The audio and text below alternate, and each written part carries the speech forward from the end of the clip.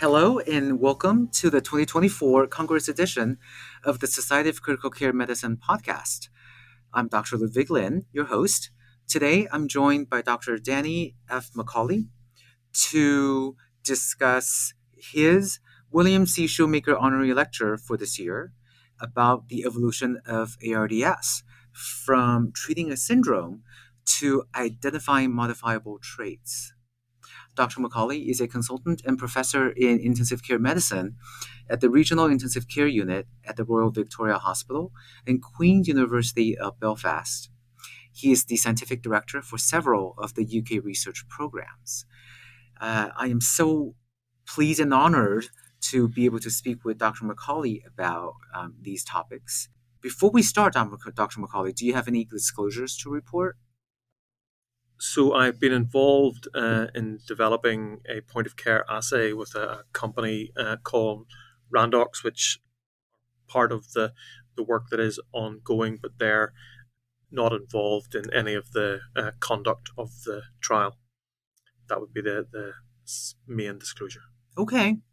Well, thank you for that. And let's get started because there obviously is so much to cover about ARDS. It is one of the fundamental issues that we tackle in the intensive care unit every day, no matter where we are. Maybe I could just start out very broadly and have you give us your thoughts about how the paradigm in ARDS management has evolved over the years that you've been in this business. Thanks for the opportunity to have this discussion. So I guess the syndrome of ARDS, we're all very familiar with the patient with severe acute hypoxic respiratory failure with associated infiltrates not due to cardiac dysfunction. And that standardization of the syndrome has been incredibly important to facilitate supportive care. And we have made significant improvements in supportive care with the finding from the seminal ARDS net paper of lung protective ventilation, and more recently the role of prone positioning, and possibly the additional benefits of high PEEP in patients with more severe disease and the use of ECMO. And I think that has been the major advantage of that syndromic definition. But I think that syndromic definition has also been contributory in the limitations around the development of pharmacological therapies for ARDS. And even though we might have a common final pathway that looks like ARDS, probably underneath that there are multiple different mechanistic pathways that are activated in different settings. And I think the next step in the paradigm really is to move from a very broad syndromic definition, but to move towards a more personalized approach, particularly for pharmacological therapies. And I think the work by Carolyn Calfee, which is now 10 years old, which really defined that within this overall cohort of patients, whenever you looked at the data, you were able to identify subpopulations or subphenotypes that were present that had different outcomes, and that those subphenotypes appear to respond differently to both supportive therapies, but also, interestingly, pharmacological therapies. And Carolyn did a really elegant reanalysis of a study that we did looking at simvastatin in ARDS, for example, and found that in the two phenotypes there were identified a hypoinflammatory and a hyperinflammatory, while there was no difference in the hypoinflammatory in terms of response to simvastatin. There was a very significant difference in response to simvastatin in patients who were in the hyperinflammatory phenotype. Now, that has to be taken with a pinch of salt because it was an unplanned secondary analysis. But I think that, along with other data, there's some emerging data that there might be differences in hyper and hypoinflammatory phenotypes with steroids, for example, in the setting of COVID. So I think this emerging idea that there are subphenotypes within the overall population that respond differentially to pharmacological therapy suggests that there may be treatable traits or modifiable traits that exist within the overall population to different drugs. And I think that's really the next step in the sort of investigation and management of ARDS. Thank you. I think that's a really nice way to establish a broad structure for us in terms of shaping this conversation. So my next question for you is, for you as the bedside clinician, with all of the knowledge that you have, let's talk about how your approach would be for example, a patient that has hyperinflammatory versus somebody with a hypoinflammatory. So it's a really good etiology. question. And ultimately, at the bedside, you can't tell. So whenever you look at risk factors, for example, sepsis and other causes don't differentiate clearly. There's more sepsis in hyperinflammatory, but not everybody who is hyperinflammatory has sepsis.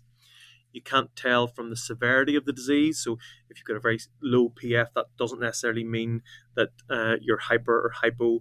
So at the bedside, it's actually quite difficult.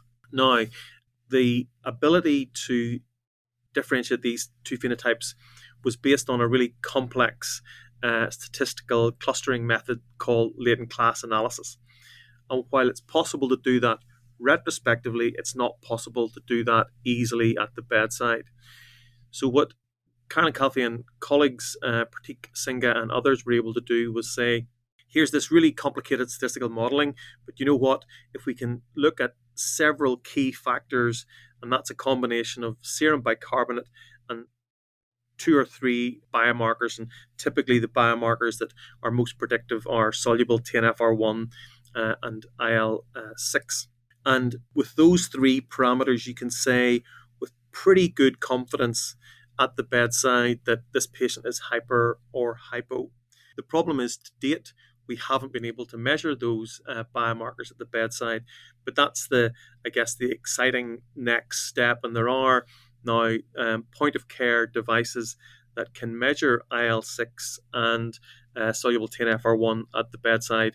And I mentioned the Randox device as an example. There are others I'm sure that will come. So what that means now, we've moved from needing to do complex statistics that aren't possible at the bedside to measuring several parameters at the bedside that will allow us then to say this patient is hyperinflammatory and this patient is hypoinflammatory. I guess we need to be aware of the risk that comes with that without knowing they're associated with benefits prospectively in clinical trials whenever we're testing new therapies. So I think while it is possible to now phenotype at the bedside, the next step isn't to start giving treatments randomly. The next step is to randomize treatments in the setting of clinical trials. And I think that is probably where we're likely to make significant progress. There is another way to phenotype at the bedside using a clinical classifier model, and that essentially uses artificial intelligence to take a limited number of parameters, and that's almost as good as the biomarker approach. The problem is the learning sets for those clinical classifiers are based on a certain data set, and over time, if treatments or severity of illness change, those learning data sets may not be relevant to current practice. So while it's an alternative to the biomarker approach, my general opinion is that I don't think the clinical classifier will be better than the biomarker approach, but it might be an option where the biomarkers aren't available. So they're the 2 methods that are available: a biomarker approach and a clinical classifier approach using machine learning. But I guess, again, just to emphasize the caution, we shouldn't take the next step to randomly starting to treatments. We must do clinical trials. Right. That is so interesting. And I have so many follow-up questions I wanted to ask you. And one of my questions is, it sounds like right now we shouldn't jump the gun and start thinking that we need to be doing things differently. I'd like to get to that part in terms of what we should be doing for all of our patients, in terms of what you think the latest is in terms of beneficial treatment for everyone. But I think my immediate follow-up question for you is about the machine learning. AI is obviously a very sexy topic, but it's also potentially beneficial to a lot of these treatment algorithms that we're trying to implement. When And as you pointed out, the data sets, though, could be changing. And I was just thinking about this whole idea of a brave new world. We are one international population. And a lot of these hyperinflammatory versus hypoinflammatory responses are probably based on one's genotype. And genotypes, thankfully, are mixing. We are becoming a very different population. So, how accurate are these large data sets, especially in light of the rapidly changing demographics? So that's a really good question. I guess in terms of the machine learning data sets and then its applicability to prospective patients, but also the diversity of prospective patients, I don't think we know. And I guess that's the biggest risk about applying a learning data set to a population that may not be the same as a learning data set. So I think that's a really important risk that we need to understand. I think it's also relevant that your genotype and your diversity is probably also likely to drive your biological responses as well. So that criticism might equally be leveled at the biomarker approach as well. But it's really interesting. Again, Carolyn Calfee has led the way in this, and she identified in the ARDS net studies that these phenotypes existed.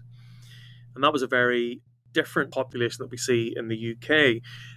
And yet, genuinely, much to my surprise, whenever we repeated the biomarker approach in the simvastatin study that I mentioned, that was a UK based study, we found the same thing.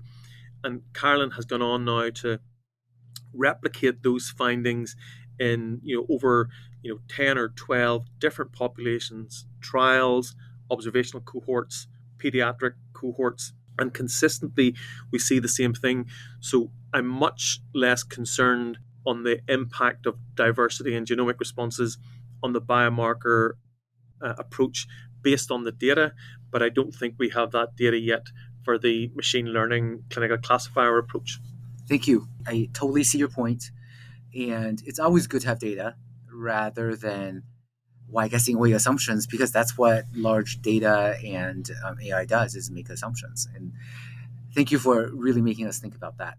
So then my next follow-up question is, not knowing right now which camp a patient falls in, what are some of the things that we should be doing for every ARDS patient that rolls in?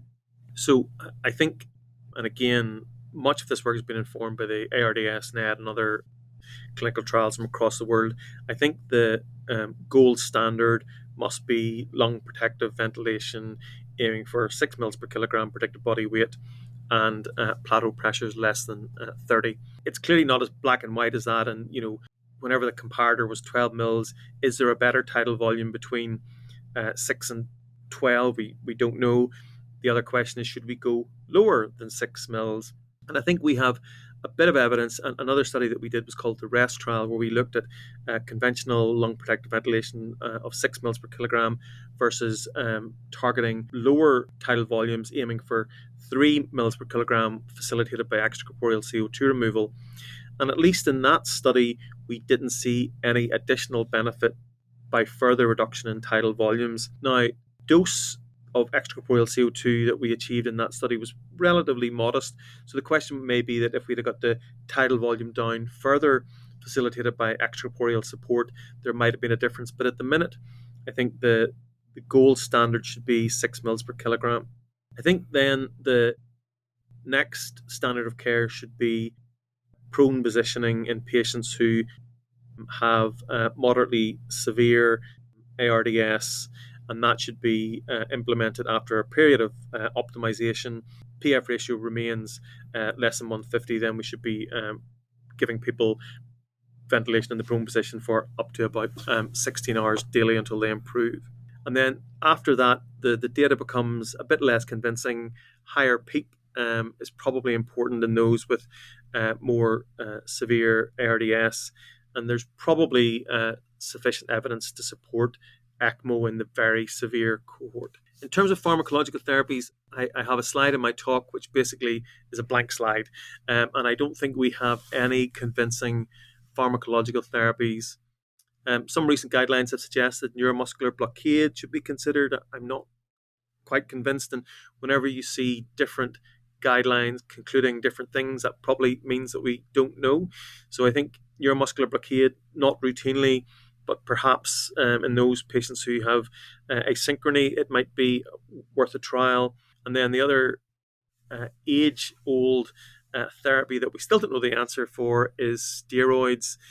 And again, there is, more emerging data to suggest steroids may have a role, but it's by no means convincing.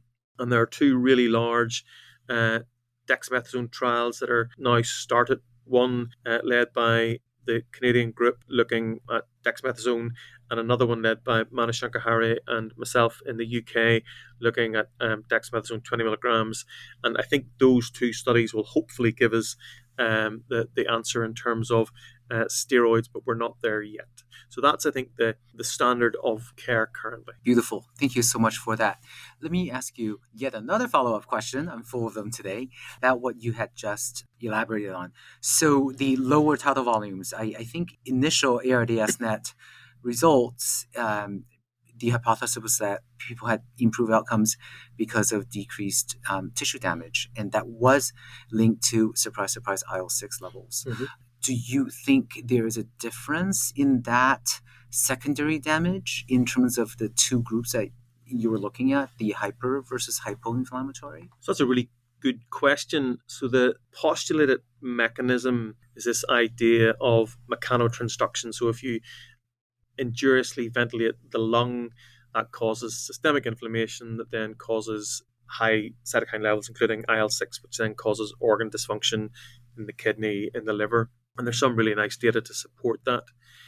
There certainly is a corollary with that in the hyperinflammatory setting, where the levels of cytokines are higher, and we see more organ dysfunction in the hyperinflammatory population. So it's an interesting hypothesis. I guess the other thing, and I think Carolyn would admit this, the terms, or would agree with this, not so much admit, the terms hyperinflammatory and hypoinflammatory are fundamentally flawed. It's probably hyperinflammatory and inflamed, but in a different way. The idea that the hypoinflammatory is not inflamed is not really valid, and they definitely have high inflammatory indices. So there may be different mechanisms of inflammation present in the two different phenotypes that drive a different pattern of organ dysfunction. And then I think the other thing that's really interesting in the two groups is the hypoinflammatory probably has substantially more burden of comorbidities. So it may be that the mortality in the hypoinflammatory is driven more by the comorbidity rather than the actual inflammatory process, and the hyperinflammatory is predominantly driven by the inflammatory process per se. And what that means is that group might be more susceptible to having an attributable fraction of the mortality, which could be modifiable by drug therapy. It may be that the mortality in the hypo is just fixed because of the comorbidities that are modifiable, whereas the hyperinflammatory is more likely to be modifiable. Yes. This is rapidly becoming more and more complicated, and it sounds like there's a lot for us to learn, but I think that is probably your original point, which is, personalizing this and really appreciating the diversity involved in this patient population is what we really need to learn about next.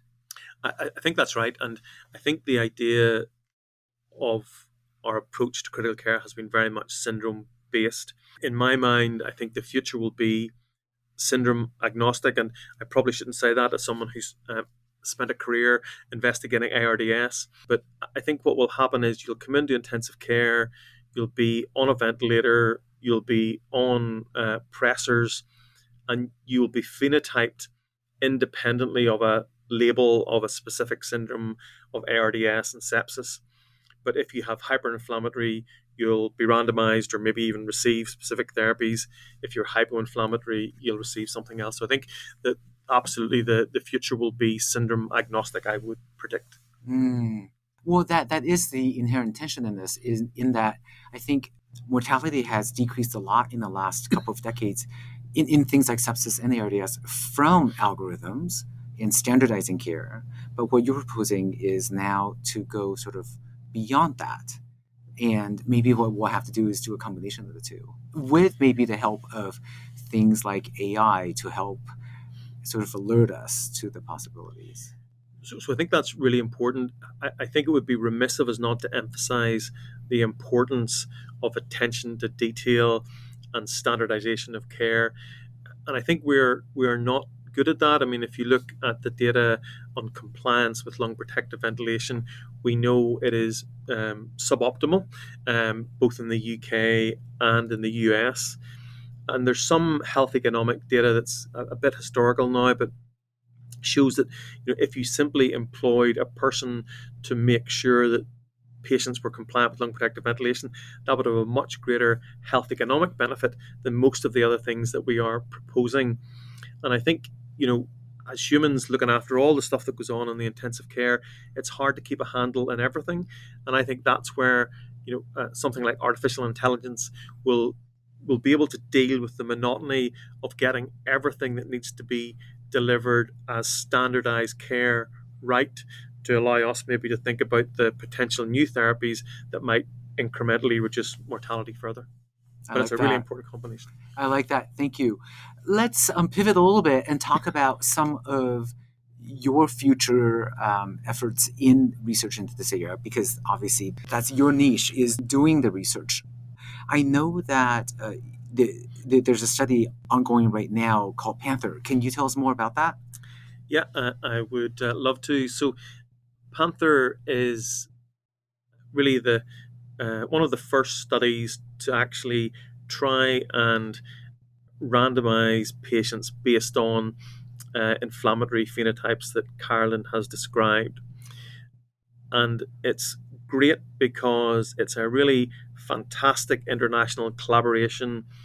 We've got investigators from 10 countries across the world, including the US, Ireland, Canada, the UK, Australia, and many others. And that in itself is great because it guarantees the diversity that we need. But also, whenever we were developing the trial and we spoke to patients, they felt it was really important that we had this international representation, because that meant that we were able to find useful therapies. It was more likely they would be adopted into practice internationally. I think there is a historical challenge that if we find something in the UK, it's not implemented in the US, and if we find something in the US, it's not implemented in the UK. So I think it's useful for implementation, hearing what the patients think. So as well as that, the program is really heavily inclusive of early career researchers, which we think is also important. And essentially what Panther is it's a platform trial. And what that means theoretically is that it could go on forever. So we could be testing new therapies and adapting as we continue to find therapies that work, to include those in standard care and continue to find new therapies.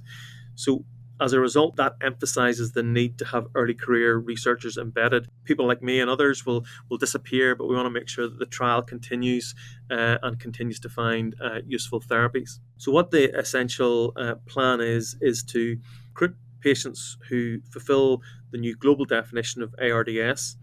And one of the comments of that might be, well, that's even more heterogeneous than the previous definition, but that's okay because we're going to then phenotype those patients into hyperinflammatory and hypoinflammatory ARDS. And then we're going to randomize patients to treatment compared to usual care. And the way that the platform is set up is that we'll have 2 active interventions running compared to usual care at any one time. And the 2 therapies that we're going to start the trial with are simvastatin, and that's because of the sort of secondary analysis that we have from the HARP2 trial, and also perhaps because, as anyone who knows me, I just love trying to prove that simvastatin works for something other than cholesterol reduction. So we're going to test simvastatin and baricitinib as the first 2 therapies. And in collaboration with our colleagues in Imperial College in London, we have put together a really strong methods team with an expertise in Bayesian trials and adaptive trials. And what that means is that essentially you learn as the trial continues. So the classical trial compares Group A versus Group B with a predefined sample size. And the disadvantage of that is that you may get to your 1,000-patient sample size and you have a strong signal, but you don't actually hit a statistical trigger, and there remains uncertainty as to whether or not the treatment is effective or not. Essentially, with the Bayesian approach, it's very much based around probabilities, and there are a priori defined points at which there is a interim analysis conducted, and that's conducted in a blinded way with oversight from the Data Safety Monitoring Committee.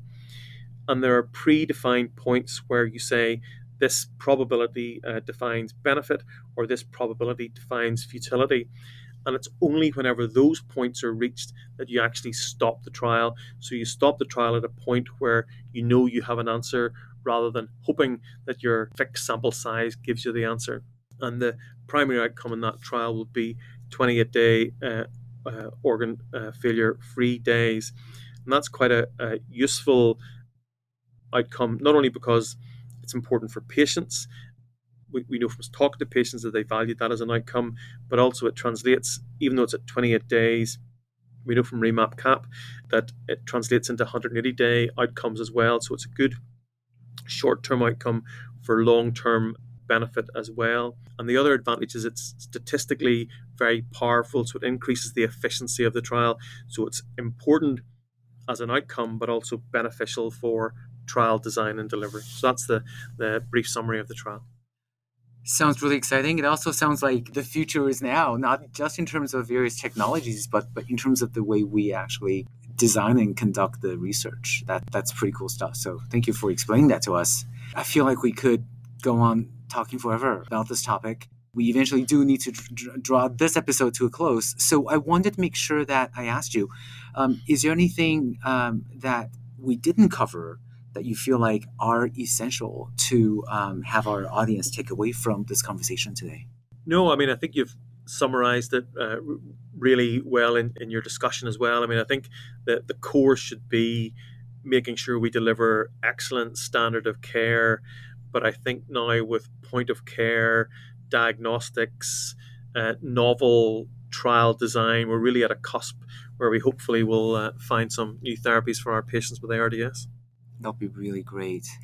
Well, I think I would like to thank you for your efforts in all of this. And it's also just incredibly intellectually stimulating and inspiring to hear you discuss all of it. And I really can't wait for us to have some follow-up conversations and to read about the results. So thank you. This is going to conclude another episode of our Society of Critical Care Medicine podcast. If you liked it, definitely subscribe to our podcast series. And thank you for listening. This is Dr. Ludwig Lin. Ludwig H. Lin, MD, is an intensivist and anesthesiologist at Sutter Hospitals in the Bay Area of Northern California, and is a consulting professor at Stanford University School of Medicine, where he teaches a seminar on the psychosocial and economic ramifications of critical illness. The SCCM podcast is the copyrighted material of the Society of Critical Care Medicine, and all rights are reserved. Find more episodes at sccm.org/podcast. This podcast is for educational purposes only. The material presented is intended to represent an approach, view, statement, or opinion of the presenter that may be helpful to others. The views and opinions expressed herein are those of the presenters and do not necessarily reflect the opinions or views of SCCM.